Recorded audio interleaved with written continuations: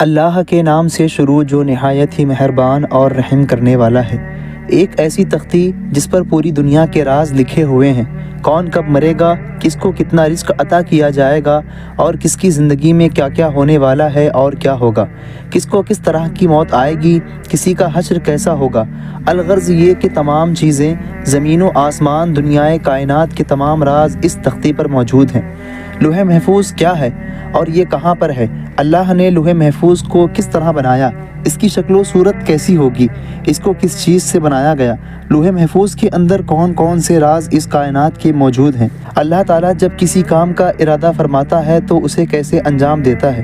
لوح محفوظ پر اللہ نے کس فرشتے کی ذمہ داری لگائی ہوئی ہے؟ تو ناظرین، ان تمام تر سوالوں کے جوابات آج اس ویڈیو میں جانیں گے۔ جس طرح اللہ کی وحدانیت پر، اس کے رسولوں پر، اس کی کتابوں پر ایمان لانا ضروری ہے، اسی طرح فرشتوں، عرش و کرسی، لوح محفوظ پر ایمان رکھنا بھی ضروری ہے۔ لوح ایک عربی زبان کا لفظ ہے جس کا مطلب ہوتا ہے تختی، اور محفوظ اسے کہتے ہیں جس کی حفاظت کی جائے۔ دوستوں، اللہ نے آسمان و زمین کو تخلیق کرنے سے 50,000 سال پہلے لوح محفوظ کو تخلیق فرمایا۔ اللہ نے قلم کو پیدا فرمایا تو قلم سے ارشاد فرمایا، اے قلم لکھ۔ لہٰذا قلم نے ارشاد فرمایا، کیا لکھوں؟ تو اللہ نے ارشاد فرمایا، اس کائنات کی ابتدا سے انتہا تک تمام معاملات کو لکھ دے۔ تو قلم نے اللہ کے حکم کے مطابق تختی پر کائنات کے تمام تر معاملات کو لکھ دیا۔ ناظرین، لوح محفوظ وہ تختی ہے جس پر تمام انسانوں کی تقدیریں لکھی ہوئی ہیں۔ اس کائنات کی تخلیق سے لے کر اس کائنات کے فنا ہونے تک ہر چیز اس تختی میں موجود ہے۔ لوح محفوظ تمام مخلوقات کی پہنچ سے باہر ہے، کوئی بھی انسان یا شیطان اس تک نہیں پہنچ سکتا۔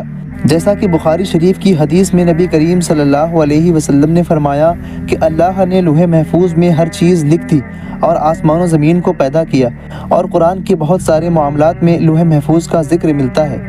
دوستوں، اللہ تعالیٰ نے لوح محفوظ کو سفید موتیوں سے بنایا، اور اس کے صفحات سرخ یاقوت کے ہیں، اور اس کی تحریر نور سے لکھی ہوئی ہے۔ لہٰذا حدیث مبارکہ ہے کہ نبی آخر الزماں بیان فرماتے ہیں کہ اللہ نے لوح محفوظ پر سفید موتیوں سے لکھا، اس کے صفحات سرخ یاقوت کے ہیں، اس کی تحریر اور قلم نور سے بنائے گئے، اور اللہ تعالیٰ ہر روز لوح محفوظ کی طرف 360 مرتبہ نظر فرماتا ہے۔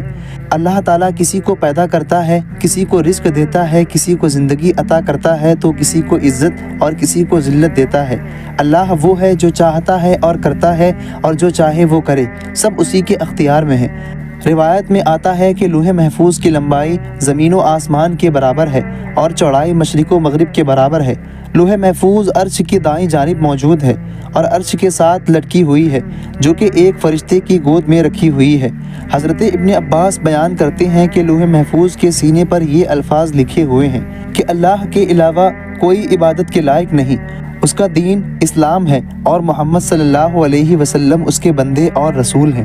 لہٰذا جو بھی اللہ پر ایمان لائے گا، اس کی باتوں پر یقین رکھے گا، اس کے رسولوں کی اتباع کرے گا، تو اللہ اسے جنت میں داخل فرما دے گا۔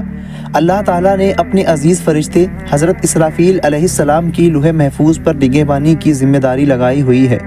صحابہ روایت کرتے ہیں کہ اللہ تعالیٰ کے سب سے زیادہ قریب لوح محفوظ ہے۔ جب اللہ تعالیٰ کسی شے کا ارادہ فرماتا ہے تو لوح محفوظ میں لکھ دیتا ہے، تو یہ لوح محفوظ حضرت اسرافیل علیہ السلام کے ماتھے سے ٹکراتی ہے، جبکہ حضرت اسرافیل علیہ السلام اللہ تعالیٰ کی عظمت کی وجہ سے سر کو جھکائے رکھتے ہیں اور اپنی نظروں کو کبھی نہیں اٹھاتے۔ جب لوح محفوظ کی تختی حضرت اسرافیل علیہ السلام کے ماتھے سے ٹکراتی ہے تو آپ نظر اٹھا کر دیکھتے ہیں کہ اگر اس میں حکم آسمان والوں کے لیے ہوتا ہے تو حضرت اسرافیل علیہ السلام میکائیل علیہ السلام کے سپرد کر دیتے ہیں، اور اگر کوئی حکم زمین والوں کے مطابق ہوتا ہے تو حضرت اسرافیل علیہ السلام اس کام کو جبرائیل علیہ السلام کے سپرد کر دیتے ہیں، اور روز قیامت سب سے پہلے جس چیز کا حساب ہوگا وہ لوح محفوظ ہوگی۔ پیارے دوستو، جب قیامت کے نزدیک اللہ تعالیٰ لوح محفوظ کو حساب کے لیے بلائے گا تو اس کے سارے جوڑ کانپ رہے ہوں گے۔ اللہ لوح محفوظ سے پوچھے گا، کیا تو نے میرے سارے حکم کی تعویل کی تھی؟ لوح محفوظ کہے گی، ہاں میرے رب۔ تو کہا جائے گا، تیرے حق میں کون گواہی دے گا؟ وہ حضرت اسرافیل علیہ السلام کا نام لے گی۔ پھر حضرت اسرافیل علیہ السلام کو بلایا جائے گا تو اس وقت حضرت اسرافیل علیہ السلام بھی کانپ رہے ہوں گے۔ پھر اسرافیل علیہ السلام سے سوال ہوگا کیا تو نے لوح محفوظ کے سارے احکام پہنچا دیے تھے؟ تو وہ کہے گی ہاں میرے مالک۔ تو اس وقت لوح محفوظ کہے گی تمام تعریفیں اس اللہ کے لیے جس نے مجھے عذاب سے نجات دلائی۔ اور یاد رہے کہ لوح محفوظ کے اندر جو چیز لکھ دی جاتی ہے وہ تقدیر کبھی نہیں بدلتی۔ تو ناظرین، ہم امید کرتے ہیں کہ یہ ویڈیو آپ کے لیے سبق آمیز ہوگی، لہٰذا آج کی اس ویڈیو کا ہم یہیں پر اختتام کرتے ہیں اور ملتے ہیں اگلی ویڈیو میں۔ تب تک کے لیے اللہ حافظ۔